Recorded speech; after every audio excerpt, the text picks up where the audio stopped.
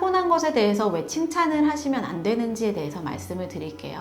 사실 이것도 우리나라에서 당연시되고 있고 일상적으로도 많이 하고 있는 거라 안 된다라고 하시면 이해 못 하시는 분들이 많아요. 미국에서는 외모에 대한 칭찬을 하면 실례다.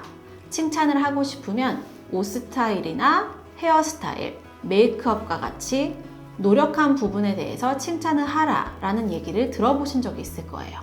여기에 깔려있는 생각이 뭐냐면 칭찬 안에 평가가 있다는 게 불편하다는 거예요. 내가 왜 네가 내린 그 평가를 들어야 하냐 라는 것에 불편해하는 거거든요. 좋은 말이라도 어쨌든 평가니까요. 그리고 아이들도 마찬가지로 타고난 기질, 성격, 외모에 대한 칭찬이 그게 좋은 말이라고 할지라도 아이들에게 기분 좋은 일이 아니에요. 왜냐하면 타고난 거니까요. 아이가 장난감 정리를 하고 싶은 날도 있을 테고 그렇지 않은 날도 있을 텐데 어쨌든 그날은 하고 싶어서 정리를 했어요. 그런데 칭찬이 착하다라고 내 성격에 대한 평가를 내려버리면 아까 말씀드렸듯이 난 착하지 않은데 라는 생각이 들 수도 있고요. 다음번에는 안 치우고 싶을 수도 있는데 내가 착한 아이라면 그러면 안 되잖아 하면서 부담감을 가지게 되거나 아니면 다음에는 꼭 안 치워서 착하다라는 평가를 어그러뜨려야겠다 라고 결심을 할 수도 있는 거죠. 그런데 장난감을 치우려는 노력에 대한 칭찬, 그 노력을 한 결과에 대한 칭찬, 이 행동으로 인해 엄마가 얼마나 기쁜지에 대한 표현들은 아이가 부담 없이 다음번에도 그 행동을 더 하기 쉽게 만드는 거예요. 뭔가 탁월한 성적을 냈거나 이해가 빨랐을 때 하시는 너 똑똑한 아이구나, 너 머리가 좋다 라는 칭찬도 마찬가지예요. 이것도 결국 IQ, 지능이라는 타고난 특성에 대한 칭찬이잖아요. 이 아이는 이 기분 좋은 칭찬 덕에 머리가 좋다 라는 평판을 유지하기 위해서 애를 쓰게 되는 거예요. 그러려면 부모님이 바라시는 결과값인 열심히 노력을 해서 그 평판을 유지하는 방법도 물론 있겠지만 훨씬 더 쉽고 직관적인 아예 시도를 안 하는 방법도 있거든요. 이를테면 수학을 할 때는 머리 좋다는 소리를 들었는데 영어를 할 때 내가 이걸 잘 못하면 우리 부모님이나 선생님이 나에 대해서 실망을 해서 머리가 좋다는 의견을 철회하면 어떡하지? 이렇게 되는 거예요. 그러면 차라리 아무것도 하지 말아서 이 머리가 좋다는 칭찬을 계속 유지하자가 되는 거예요. 제가 말씀드린 메커니즘이 어른들에게서도 관찰이 되거든요. 그런데 아이이기에 더욱더 이런 회로에 쉽게 빠질 수 있게 되는 거예요. 그래서 누가 봐도 머리가 좋아서 수행을 잘한 일에도 너 똑똑하다, 너 머리가 좋다 라는 칭찬보다는 네가 100점을 맞기까지 정말 노력했겠구나, 수고했다 라고 칭찬을 하셔야 되는 거예요. 여기서 더 한 발 나아간 상황까지 생각해서 응용 문제를 풀어드리자면요. 여기서 아이가 저 사실 다른 애들보다 열심히 안 했어요 라고 말할 수도 있어요. 자기가 노력을 많이 안 했는데 노력에 대해서 칭찬을 받으니까 민망해서 그럴 수도 있고 내가 머리가 좋아서 시험을 잘 본 거예요 라는 뜻을 아이가 내비치는 걸 수도 있는데요. 이때는 그래도 네가 수업 시간에 열심히 집중하고 해야 할 숙제와 복습을 적은 시간에라도 집중력 있게 해서 이런 결과가 나온 거야. 적은 시간에 열심히 노력을 해서 효율 좋은 결과를 만들어냈으니까. 그런데 지금은 적은 노력으로도 성과를 낼 수 있지만 앞으로는 아닐 수 있다는 거 알았으면 해 라고 대답을 하시고 아이가 운 좋게 찍었는데 맞았어요 라고 반응을 해도 운도 실력의 일종이고 또 찍지 않은 문제가 다 맞은 건 네가 열심히 노력한 결과이지 않니? 그리고 원래 운은 노력한 사람한테 웃어준단다 라고 반응을 하시면 이 아이는 단순히 머리가 좋다는 평가를 들었을 때보다 앞으로 계속 노력할 수 있는 동기부여를 갖게 되겠죠. 방금 든 예시들은 정말 머리가 좋은 아이들을 가진 부모님들이 꼭 알고 계셔야 되는 칭찬법이에요. 정말 머리가 좋네 라는 생각이 들어도 되도록 그 표현을 삼가고 노력에 대한 칭찬을 하셔야 동기부여가 되거든요. 아이가 창작한 무언가에 대한 칭찬도 원리가 다 같습니다. 아이가 글을 짓거나 그림이나 조각을 만들었을 때 넌 훌륭한 작가야, 당장 응모해도 되겠는데? 라는 칭찬보다는 네 글에 이런 점이 난 좋았어, 엄마가 이 작품을 보고 이런 영감이 떠올랐어, 너는 어떤 의도로 그 부분을 만들었니? 하는 식으로 대화를 이어가거나 본인의 소감을 진실성 있게 말씀해 주시는 것이 좋습니다. 아이가 자신감 있게 창작을 이어나가게 하는 용기를 주거든요.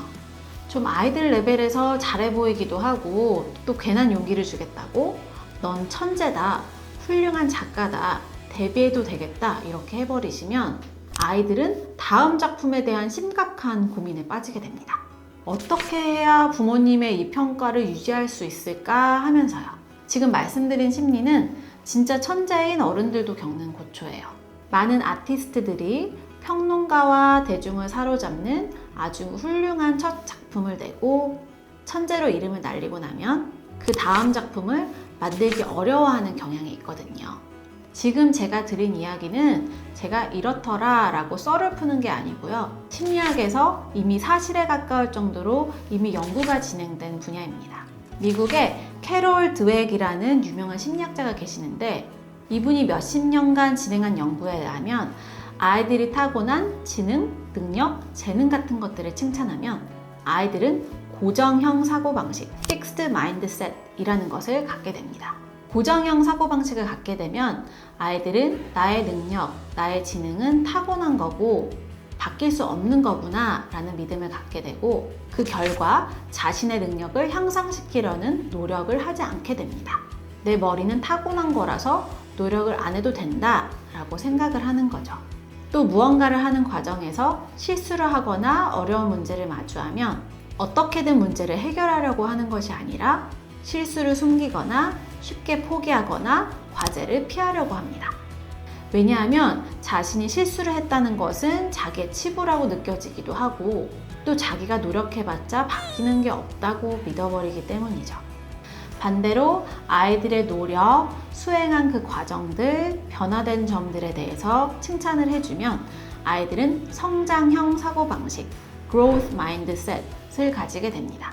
이 아이들은 자신이 노력하면 얼마든지 지능이나 능력을 향상시킬 수 있다고 믿기 때문에 어려움에 부닥쳐도 포기하지 않고 더 노력하고 어떻게 하면 더 잘할 수 있을까 생각해 보면서 시도하는 모습을 보입니다.